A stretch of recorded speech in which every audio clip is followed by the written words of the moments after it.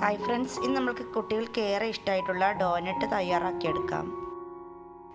Doughnut തയ്യാറാക്കാൻ വേണ്ടിയിട്ട് ഞാൻ 250 ml കപ്പിന് 2 കപ്പ് മൈദ അരിച്ചെടുക്കുന്നുണ്ട്. ഇതിലേക്ക് 1.5 ടീസ്പൂൺ ഈസ്റ്റും കൂടെ ചേർത്ത് കൊടുക്കാം. ഇനി ഇതിലേക്ക് ജാതിക്കൻ്റെ ഒരു പീസ് എടുത്തിട്ട് ഇതുപോലെ ചുരണ്ടിയിട്ട് ഇട്ട് കൊടുക്കണം. ഇത് മുഴുവനും വേണ്ട കേട്ടോ, ചുരണ്ടി കഴിഞ്ഞിട്ട് ഒരു 2 പിഞ്ച് ഇങ്ങനെ നുള്ളി ഇട്ട് കൊടുത്താൽ മതി. പിന്നെ ഈ മൈദയിലേക്ക് റൂം ടെമ്പറേച്ചറിലുള്ള 2 ടേബിൾ സ്പൂൺ ബട്ടർ ചേർത്ത് കൊടുക്കണം. പിന്നെ ഒരു മുട്ടയും പൊട്ടിച്ചൊഴിച്ച് കൊടുക്കാം. പിന്നെ ഇതിലേക്ക് 1/4 കപ്പ് പാലൊഴിച്ച് കൊടുക്കാം.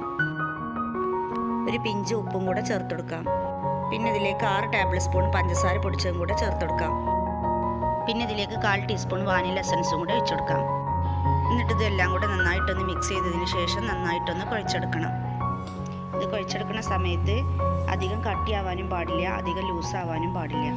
ഇതിലേക്ക് ഇപ്പോൾ കുറച്ചും കൂടെ വെള്ളത്തിൻ്റെ ആവശ്യമുണ്ട്. അതിന് ഞാൻ കുറച്ചും കൂടെ പാലാണ് ഒഴിച്ചു കൊടുക്കുന്നത്. 2 ടേബിൾ സ്പൂൺ പാലും കൂടെ ഒഴിച്ചു കൊടുക്കുന്നുണ്ട്. ഇത് കുഴച്ചെടുക്കുന്ന സമയത്ത് കുറേശ്ശെ ആയിട്ട് വേണം കേട്ടോ പാലൊക്കെ ഒഴിച്ചെടുത്ത് കുഴച്ചെടുക്കാൻ. ഒരുമിച്ച് ഒഴിച്ചു കൊടുത്താൽ പിന്നെ നല്ലോണം ലൂസായി പോകാനൊക്കെ സാധ്യത ഉണ്ട് കേട്ടോ. അപ്പോൾ കുറച്ചായിട്ട് വേണം ഒഴിച്ചെടുക്കാൻ. ഇനി ഇതിലേക്ക് 1 ടേബിൾ സ്പൂൺ ഓയിലും കൂടെ ഒഴിച്ചു കൊടുത്തിട്ട് ഒന്നും കൂടെ കുഴച്ചെടുക്കാം. ഇനി ഇത് കൗണ്ടർ ടോപ്പും മറ്റും ഒന്നുകൂടെ കുഴച്ചിട്ട് സ്മൂത്താക്കി എടുക്കാം. അപ്പോൾ ഇതിന് ഈ പാത്രത്തിലേക്ക് തന്നെ മാറ്റാം. അപ്പോൾ കണ്ടത് നല്ല സ്മൂത്തായിട്ട് തന്നെ വന്നിട്ടുണ്ട്. നമ്മൾക്കിത് പൊങ്ങി വരാൻ വേണ്ടിയിട്ട് 2 മണിക്കൂർ റെസ്റ്റ് ചെയ്യാൻ വെക്കാം. അപ്പോൾ ഇതാ ഈ മാവ് 1.5-2 മണിക്കൂറിന് ശേഷം നന്നായിട്ട് പൊങ്ങി നല്ല സ്മൂത്തായി വന്നിട്ടുണ്ട്. ഇനി ഇത് കൗണ്ടർ ടോപ്പുമ്മ കുറച്ച് പൊടി ഇട്ടതിന് ശേഷം ഒന്ന് പരത്തിയെടുക്കണം. അധികം കട്ടിയാവരുത്, അധികം തിന്നും ആവരുത്. ആ ഒരു രീതിക്ക് വേണം പരത്തിയെടുക്കാൻ. ഈ ഒരു തിക്നെസ്സിൽ പരത്തിയിട്ട് എന്തെങ്കിലും ഒരു മൂടിയോ സ്റ്റീൽ പാത്രം എന്തെങ്കിലും വെച്ചിട്ട് ഇതേപോലെ ഒന്ന് റൗണ്ടാക്കി എടുക്കണം. ഈ റൗണ്ടാക്കി എടുത്തതിൻ്റെ മുകളിൽ ഇങ്ങനെ നോസിലോ ഒരു കുപ്പിൻ്റെ അടപ്പോ എന്തെങ്കിലും വെച്ചിട്ട് ഇങ്ങനെ കട്ട് ചെയ്തെടുക്കാം. ഇനി ഒരു പ്ലേറ്റ് എടുത്ത് അതിൽ കുറച്ച് മൈദപ്പൊടി തൂവിയതിന് ശേഷം നമ്മൾ മുറിച്ചെടുത്ത് ഓരോന്ന് ഇതിലേക്ക് മാറ്റാം. ബാക്കിയുള്ള മാവും ഇതുപോലെ ഒന്ന് കുഴച്ചെടുത്തിട്ട് നമ്മൾക്ക് പരത്തി ഇതുപോലെ തന്നെ മുറിച്ചെടുക്കാം.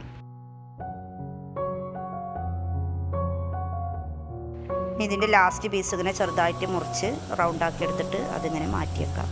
അപ്പം നമ്മൾക്കിതൊരു 12 എണ്ണം കിട്ടിയിട്ടുണ്ട്. ഇനി കോട്ടൻ്റെ ഒരു തുണി വെച്ചിട്ട് ചെറുതായിട്ടൊന്ന് നനച്ചതിന് ശേഷം ഒരു 10 മിനിറ്റ് ഇതുപോലെ മൂടി വെച്ചെടുക്കാം. അപ്പോൾ ഇതിങ്ങനെ മൂടി വെച്ചിട്ട് ഒരു 10-15 മിനിറ്റ് ഒക്കെ ആയിട്ടുണ്ട്. നമുക്കിതൊക്കെ ഒന്ന് ഫ്രൈ ചെയ്തെടുക്കണം. അപ്പോൾ അത് കണ്ടോ, കുറച്ചും കൂടെ ഒക്കെ പൊങ്ങി നല്ലൊരു സോഫ്റ്റായി വന്നിട്ടുണ്ട്. ഇനി ഒരു ചട്ടിയിലേക്ക് സൺഫ്ലവർ ഓയിൽ ഒഴിച്ചതിന് ശേഷം അത് ചൂടായിട്ട് നമുക്ക് ഓരോന്ന് ഫ്രൈ ചെയ്തെടുക്കാം. ഇപ്പോൾ എണ്ണ അവിടെ ചൂടായിട്ടുണ്ട്, നമുക്ക് ഓരോന്ന് ഫ്രൈ ചെയ്തെടുക്കാം.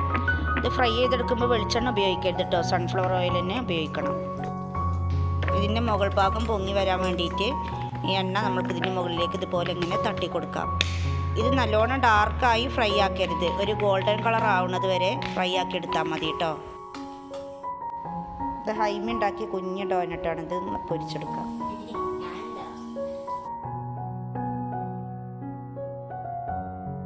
ഇതെന്താ ഇത് പ്രസവിച്ചതാ?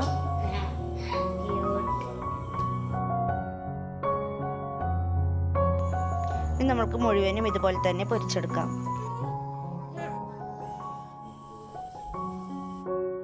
അപ്പോൾ അതാ മുഴുവനും പൊരിച്ചെടുത്തിട്ടുണ്ട്. ഇനി നമുക്കിതിൻ്റെ മുകളിലൊരു ചോക്ലേറ്റിൻ്റെ കോട്ടിങ് ഉണ്ടാവില്ലേ, അതൊന്ന് റെഡിയാക്കി എടുക്കണം. അതിനിതാ ഇവിടെ ഞാൻ വൈറ്റ് ചോക്ലേറ്റും മിൽക്ക് ചോക്ലേറ്റും ഓരോ ബൗളിലാക്കി വെച്ചിട്ടുണ്ട്. ഇത് രണ്ടും ഡബിൾ ബോയിൽ ചെയ്ത് മെൽറ്റാക്കി എടുക്കണം. ഇനി ഇതിങ്ങനെ മെൽറ്റായി തുടങ്ങുന്ന ആ സമയത്ത് ഇങ്ങനെ ഇളക്കി കൊടുത്താൽ മതി കേട്ടോ. അതിന് മുമ്പൊന്നും ഇളക്കി കൊടുക്കണ്ട. കുറച്ചൊന്ന് മെൽറ്റായി കഴിഞ്ഞാൽ ഇതുപോലെ ആയി കഴിഞ്ഞാൽ പിന്നെ ഈ പാത്രം ഇങ്ങനെ കൗണ്ടർ ടോപ്പുമ്മ വെച്ചിട്ട് നന്നായിട്ടൊന്നും കൂടെ ഇളക്കി കൊടുത്ത് നല്ല സ്മൂത്താക്കി എടുത്താൽ മതി കേട്ടോ. അപ്പോൾ അതാ കണ്ടോ, നന്നായിട്ട് തന്നെ മെൽറ്റായി നല്ല സ്മൂത്തായി കിട്ടിയിട്ടുണ്ട്. അപ്പം ഇനി ഡോനറ്റ് ഇതിൽ മുക്കിയെടുക്കാം. വൈറ്റ് ചോക്ലേറ്റിൽ മുക്കിയെടുക്കുന്നത് പിന്നെ നമുക്ക് അത് മെൽറ്റാക്കിയിട്ട് പിന്നെ മുക്കിയെടുക്കാം. അപ്പോൾ നമ്മൾ ഈ ഡിപ്പ് ചെയ്യണ ഈ ചോക്ലേറ്റ് ടൈറ്റ് ആകുകയാണെന്നുണ്ടെങ്കിൽ നമ്മൾ ആ ചൂടുവെള്ളത്തിൻ്റെ മുകളിലൊന്ന് ജസ്റ്റ് ഒന്ന് വെച്ച് കൊടുത്താൽ മതി കേട്ടോ.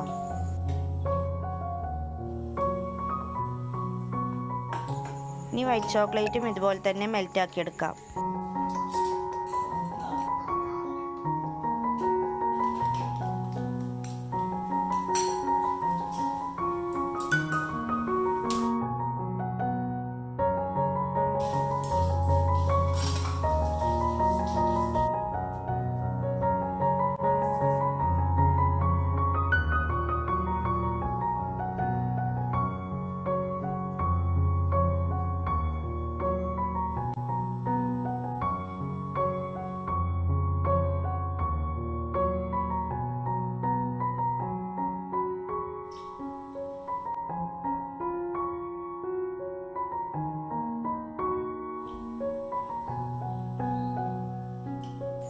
ഇതൊക്കെ ഒന്ന് ഡെക്കറേറ്റ് ചെയ്തെടുക്കണം. അതിന് കേക്കിൻ്റെ മുകളിൽ ഇടാൻ കൊടുന്ന് വെച്ചിട്ടുള്ള ഈ സ്പ്രിങ്കിൾസ് ഇതിൻ്റെ മുകളിൽ ഇട്ട് കൊടുക്കാം. പിന്നെ മിൽക്ക് ചോക്ലേറ്റും വൈറ്റ് ചോക്ലേറ്റിൻ്റെ ഒരു ലൈൻ ഇട്ട് കൊടുക്കാം. അങ്ങനെ ഓരോരുത്തരുടെ ഇഷ്ടത്തിനനുസരിച്ച് ഇങ്ങനെ ഓരോ ഡിസൈന് കൊടുക്കാം.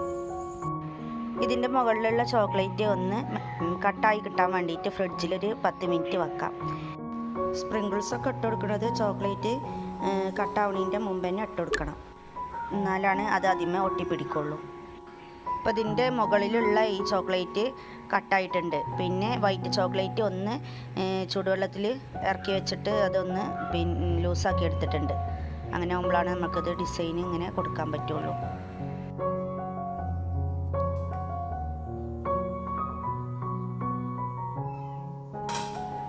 ഇതപ്പോൾ ഞാൻ മുഴുവനും ഡെക്കറേഷനൊക്കെ ചെയ്ത് വെച്ചിട്ടുണ്ട്. ഞാൻ എനിക്ക് കഴിയുന്ന ഒരു രീതിയിലാണ് കേട്ടോ ചെയ്തിട്ടുള്ളത്. നിങ്ങൾക്കൊക്കെ ഇതിലേറെ ഉഷാറായിട്ട് കഴിയുന്നുണ്ടെങ്കിൽ ഇതിലേറെ ഉഷാറായിട്ട് തന്നെ ചെയ്തെടുക്കുക. അപ്പോൾ കാണാനൊക്കെ ഒന്നും കൂടെ ഭംഗിയുണ്ടാവും. അപ്പോൾ വീഡിയോ ഇഷ്ടമായെങ്കിൽ ലൈക്ക് ചെയ്യാനും സബ്സ്ക്രൈബ് ചെയ്യാനും കമൻറ്റ് ചെയ്യാനും മറക്കരുത്. ഇനി അടുത്ത നല്ലൊരു വീഡിയോയുമായി വീണ്ടും കാണാം.